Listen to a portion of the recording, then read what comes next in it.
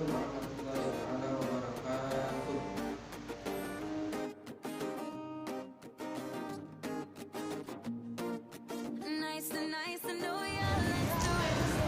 Rusa lari ke padang datar. Harimau datang untuk mengejar. Jika ingin tambah pintar, tentu kita harus belajar. Selamat pagi anak-anak. Alhamdulillah, mudah-mudahan selalu sehat dan menjaga kesehatan masing-masing. Dan pastinya terus semangat belajar di rumah, walaupun belajar di rumah.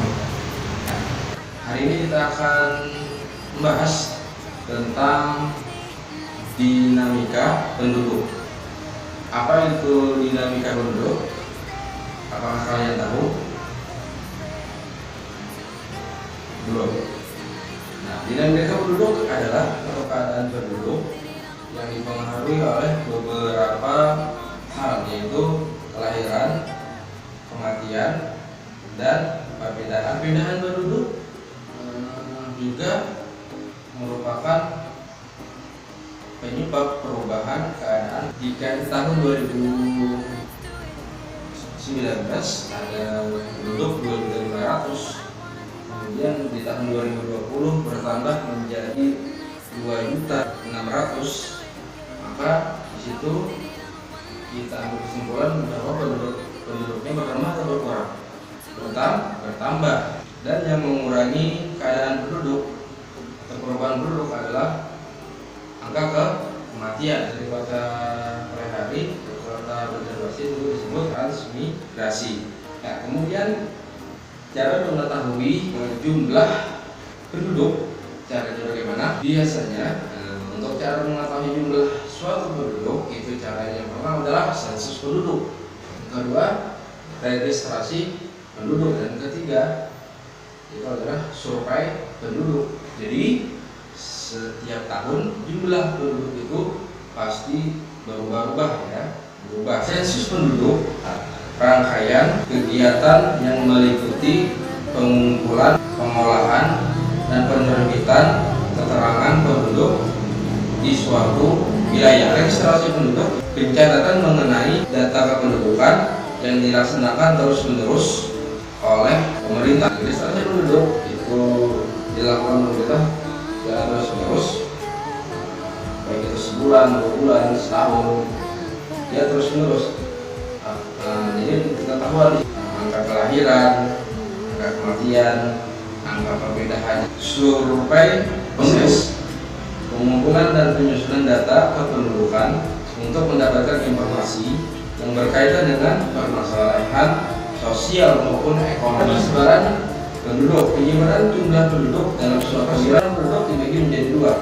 Yang pertama berdasarkan geografis dan yang kedua berdasarkan administrasi pemerintahan. Berdasarkan geografis menurut batas alam seperti sungai, pantai, jalan raya, dan lain-lain. Kan berdasarkan administrasi pemerintah itu menurut batas wilayah yang sudah ditetapkan negara. Jadi setiap daerah itu mempunyai letak geografis yang berbeda-beda, tidak sama. Wilayah kota Prehari, wilayah kota Banjarmasin. Komposisi penduduk dibedakan menjadi 5.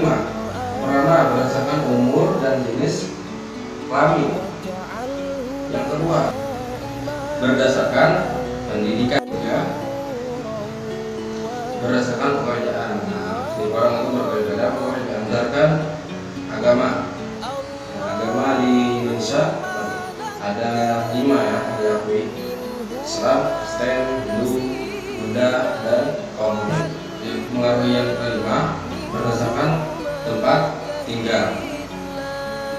Di kota, di desa, berdasarkan kriteria tertentu. Dengan ini lihat kalian ada laki-laki dan ini para komposisi penduduk dibagi lagi menjadi 4. Yang pertama adalah single age atau umur tunggal. Yang kedua ratio atau rasio jenis kelamin. Yang ketiga dependensi ratio, angka beban tinggi. Ini berdasarkan jenis kelamin dan Umurnya Andi punya adik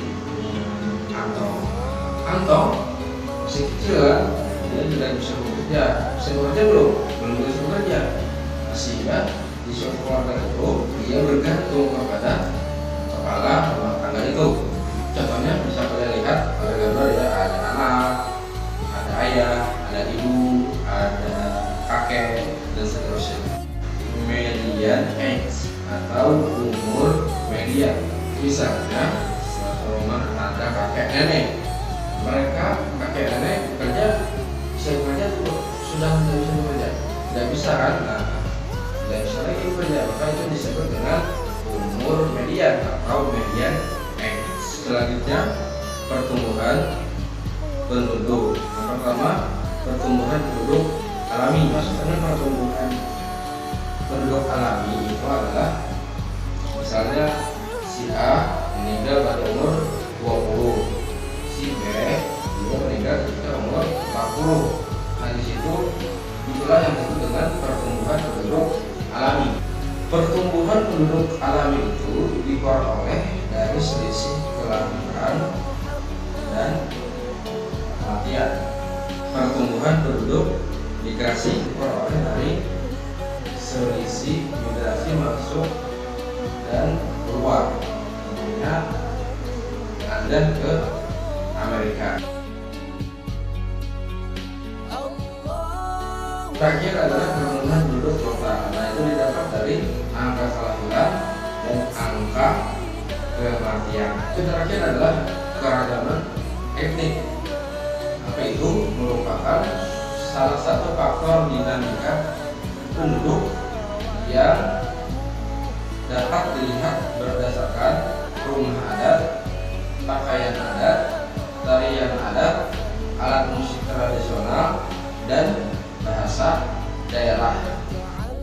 Ya, cukup sekian pelajaran hari ini. Mudah-mudahan bisa dipahami dan kalian mengerti dengan bisa bermanfaat. Demikian, dan terima kasih perhatiannya. Mohon maaf atas kesalahannya. Bila ada pertanyaan, silakan kepada Bapak atau komen di bawah ini bisa saja. Assalamualaikum warahmatullahi wabarakatuh.